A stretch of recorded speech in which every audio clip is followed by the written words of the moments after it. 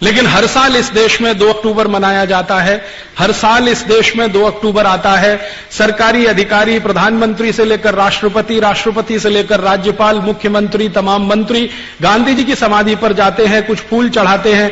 TV चैनलों पर हम उनकी अच्छी अच्छी बातें सुनते हैं। बापूजी को याद रखना चाहिए, बापूजी के सपनों को कभी भूलना नहीं चाहिए, लेकिन बापूजी के सपनों को जिंदा करने के लिए कोई कुछ नहीं करता है। अभी थोड़े दिन पहले हमने एक तमाशा देखा इस देश में। महात्मा गांधी का दांडी सत्याग्रह का 75वां वर्षगांठ मनाया गया।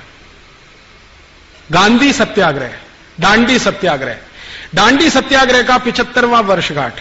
1930 में महात्मा गांधी ने दांडी सत्याग्रह किया था, अंग्रेजों की सरकार के नमक के टैक्स कानून को वापस कराने के लिए।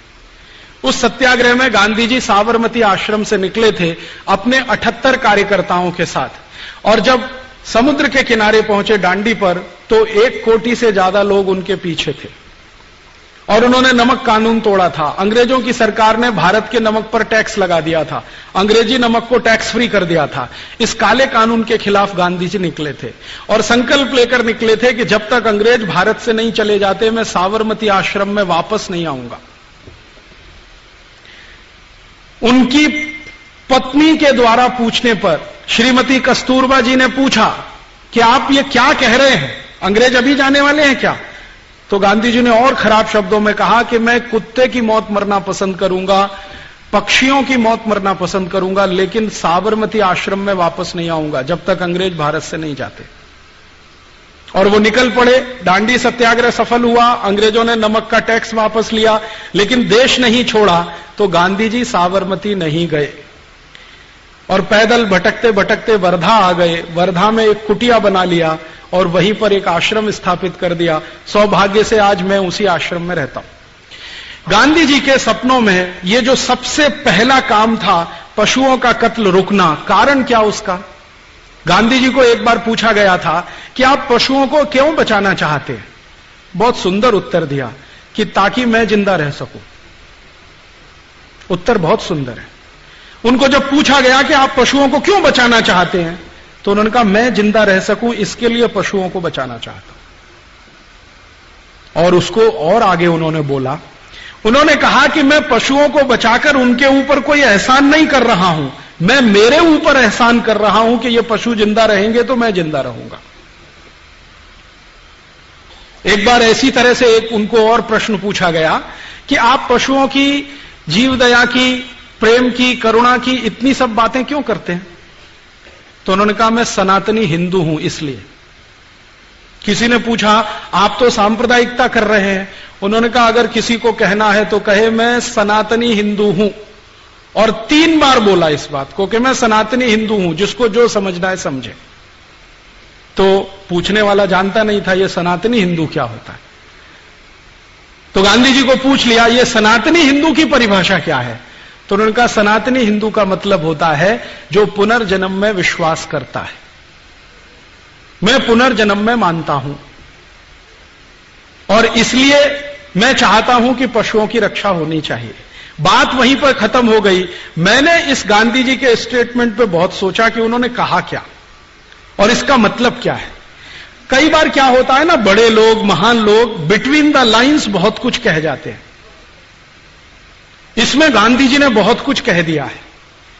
पहले तो मेरे समझ में नहीं आता था ये बात, अब समझ में आई है। गांधी जी ने कहा कि मैं सनातनी हिंदू हूं। सनातनी हिंदू कौन होता है? जो पुनर्जन्म में मानता है। इसका माने पूरा भारतवर्ष सनातनी हिंदू है, क्योंकि सारे भारतवासी पुनर्जन्म में मानते हैं। भारत में एक भी ऐसा व्यक्ति नहीं है जो पुनर्जन्म नहीं मानता हो। मैं हिंदुस्तान में पूरब से पश्चिम, उत्तर से दक्षिण इतना यात्रा कर चुका हूं कि लगभग 3 बार भारत की परिक्रमा के बराबर। और मैंने अलग अलग जातियों के, अलग अलग धर्मों के लोगों से एक ही प्रश्न कई बार पूछा है गांधी जी को समझने के लिए, पुनर्जन्म में मानते हो? हाँ मानते तो हैं, लेकिन हमारी बाइबल नहीं कहती है। हम तो मानते हैं, बाइबल में नहीं है। एक बार मैं एक बहुत बड़े मौलाना अब्दुल वहीद खान से बात कर रहा था लखनऊ में। मैंने कहा आप पुनर्जन्म में मानते हैं? हाँ मानता तो हूं, लेकिन कुरान शरीफ में कहीं नहीं है। तो मैंने कहा अब इसमें संकट है। अगर आप कुरान शरीफ को मानते हैं, कुरान शरीफ पुनर्जन्म को नहीं मानती है, तो आप पुनर्जन्म में कैसे मानते हैं? तो उसने कहा देखो यार, भारतीयता जाति नहीं है। अब इतनी बड़ी बात, भारतीयता जाति नहीं है, भले हम मजहब बदल लें, संप्रदाय बदल लें, भारतीयता नहीं जाती। फिर एक बार मैंने उनसे पूछा कि आपके संप्रदाय में, मजहब में ऐसे कितने लोग हैं जो पुनर्जन्म मानते हैं? उन्होंने कहा शायद 90% होंगे। मैंने कहा आप गारंटी से कहते हैं? उसने कहा शायद 95% होंगे। फिर तीसरी बार कहा तो कहा 99% भी हो सकते। मैंने पूछा कैसे?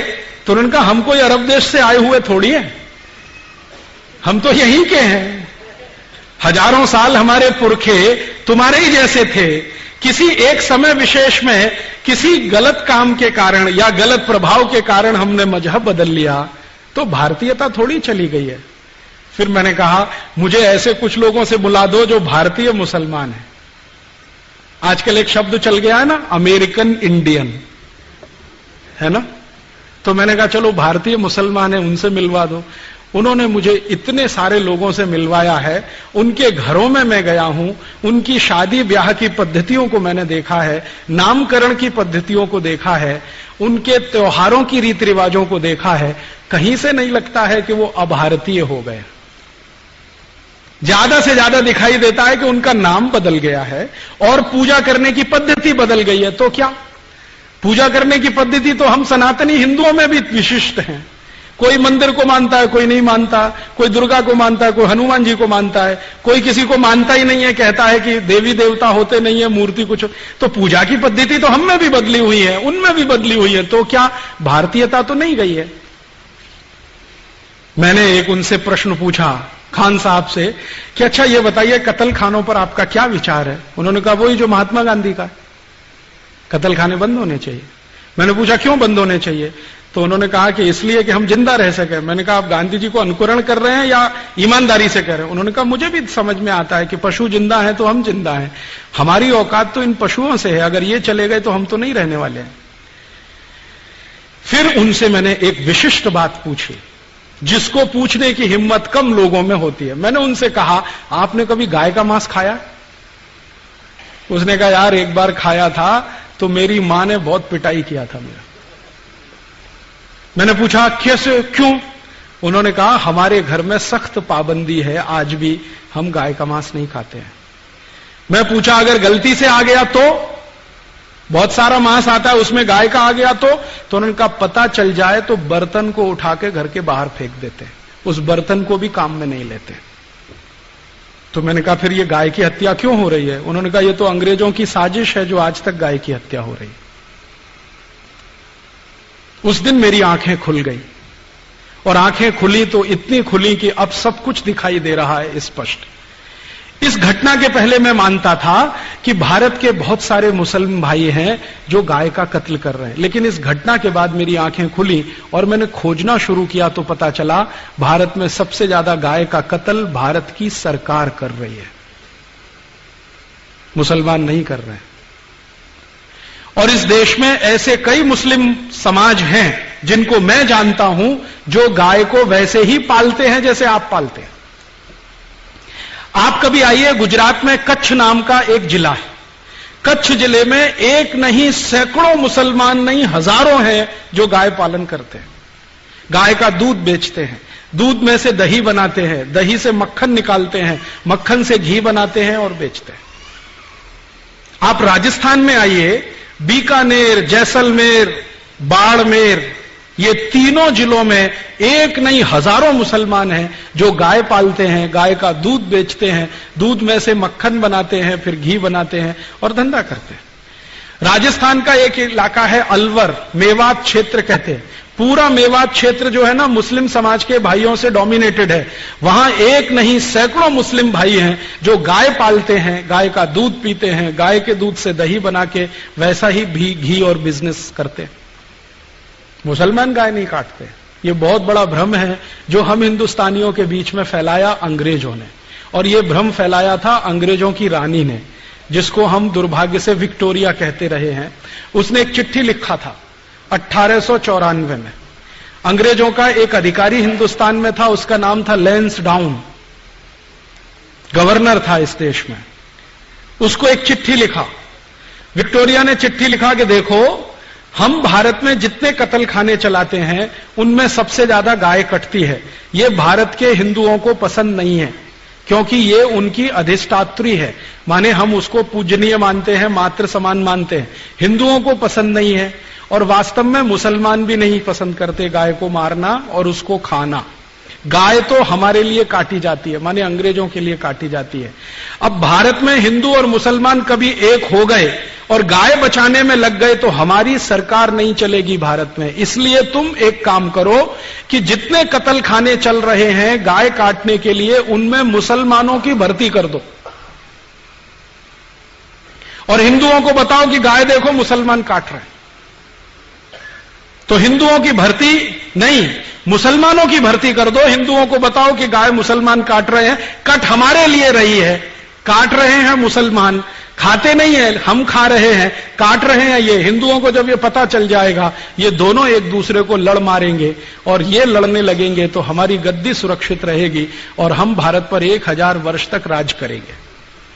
ये विक्टोरिया की चिट्ठी है, लैंसडाउन को 1894 में लिखी गई। इस चिट्ठी से पढ़कर मेरे समझ में आ गया कि पॉलिटिक्स क्या है इस देश में। पॉलिटिक्स ये है कि गाय कटे अंग्रेजों के लिए और लड़ते रहे हिंदू मुसलमान। हम एक दूसरे को गाली देते रहें, एक दूसरे की टांग खिंचाई करते रहें और अंग्रेज मजा करते रहें। इस तरह से अंग्रेजों ने वो एक जो पॉलिसी है ना, बांटो और राज करो, डिवाइड एंड रूल, वो ये है। तो इस डिवाइड एंड रूल में हमको फंसाया, गाय को कटवाया, और एक दो नहीं करोड़ों गायों को कटवाया इस देश में। एक कत्ल खाना जो कलकत्ता से शुरू हुआ, धीरे धीरे भारत के हर कैंट एरिया में फैल गया। 350 कैंट एरिया अंग्रेजों ने स्थापित किए, 350 कत्ल खाने बना दिए।